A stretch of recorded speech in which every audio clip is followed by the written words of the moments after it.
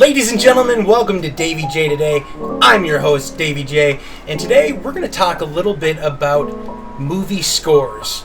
Davey, Davey, Davey, Davey, Davey, Davey, Davey, Davey, Davey, Davey, Davey, Davey, Davey, Davey, Davey, Which is closely related to movie soundtracks, but not quite. So you may look at soundtracks, you may look at scores and be like, aren't these the same thing, Davey? What's going on here? Well, the truth is, they are not exactly the same thing. You see, when you watch a movie, the emotion's really ultimately depicted by the music in the background, which we refer to as a score. And there's always a person or two hired to conduct this score. Some of the most famous people who do this are John Williams, people like that, John Carpenter. Lots of them are Johns, right? Let's face it. But yeah, that's pretty much what a score is. And then a soundtrack is just, you know, like the Dazed and Confused soundtrack. I remember it had two parts, a CD1 and a CD2, all with all these great like 70s hits, classic rock hits. So some soundtracks go all out, like the Forrest Gump soundtrack had a bunch of awesome 50s and 60s and 70s classic rock and pop hits. So that's an example of the soundtrack. Now, but what a score is what you hear subtly in the background.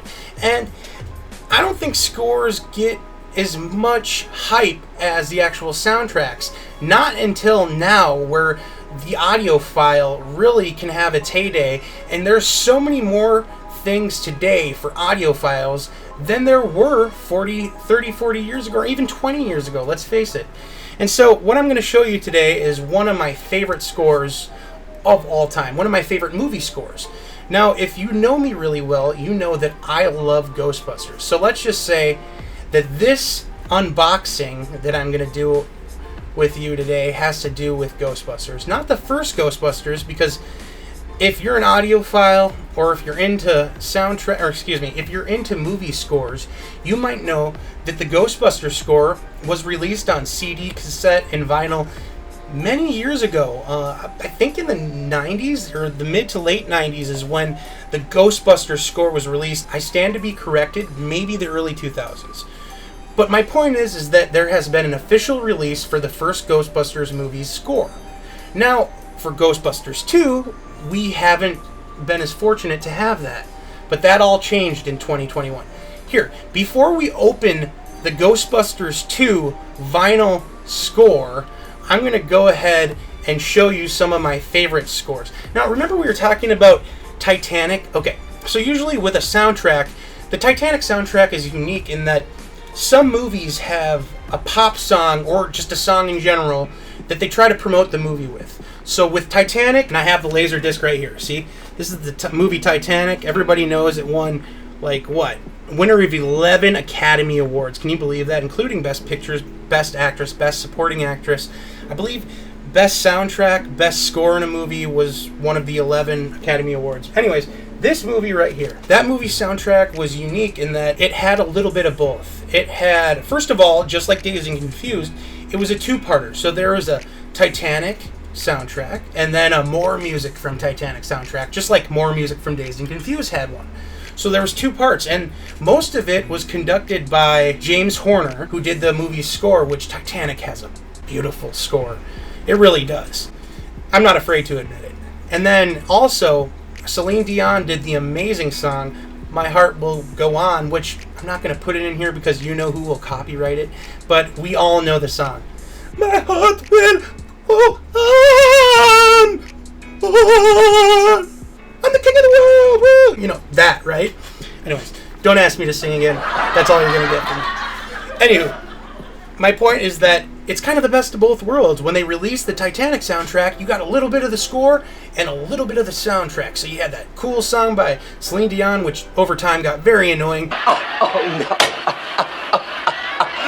And then the great, unbelievable score by James Horner. It seems like all the great musical composers for movies are either John or James. Interesting. Because there's also like James Newton Howard.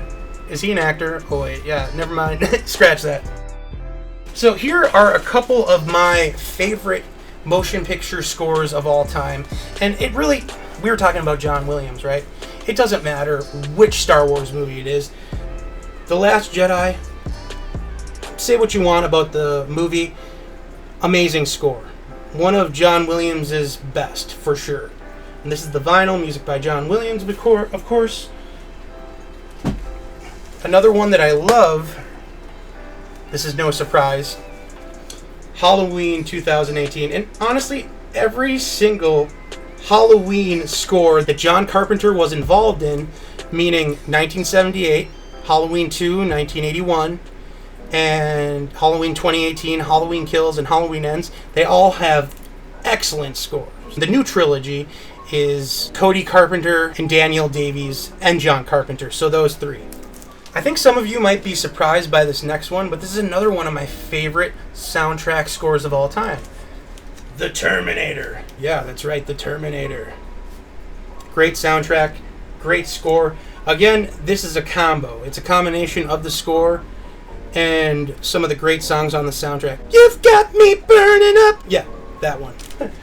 Back to the reason for the video. This is the Ghostbusters 2 motion picture score, and of course was by Randy Edelman, the legendary composer.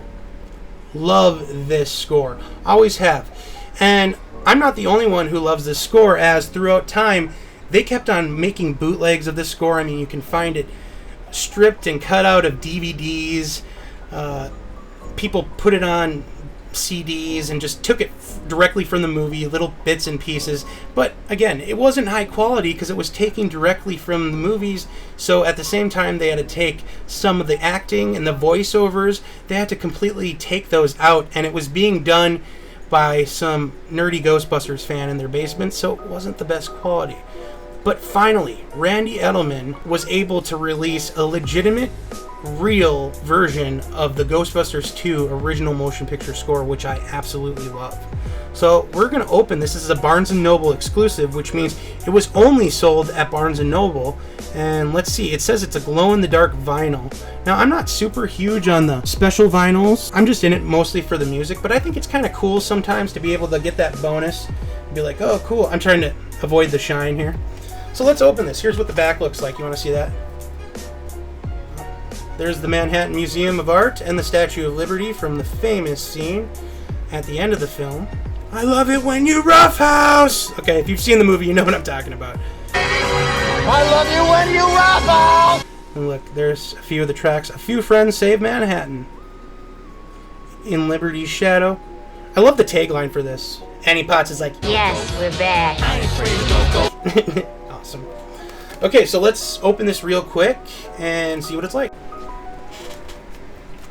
Here comes the somewhat boring part. I almost want to keep this cool hype sticker. If you're a collector, you know what I'm talking about.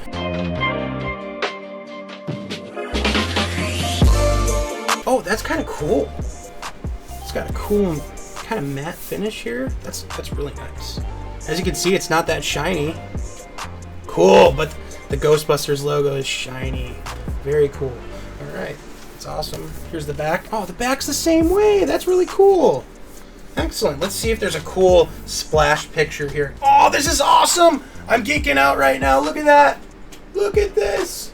And I'm going to do my best here, guys. Here. Look. Look at that. The bathtub monster. How cool is that? And look at this. Oh, even Sigourney Weaver. The Ecto 1A, that is so cool. Oh, the Titanic! The Titanic just arrived. Do you see it up there? Oh, and the dead people coming out of the Titanic. Look right here, see? The Titanic just arrived. He says the Titanic just arrived. How cool is that? Alright, now, let's open it and take a look at the vinyl. Is it 2?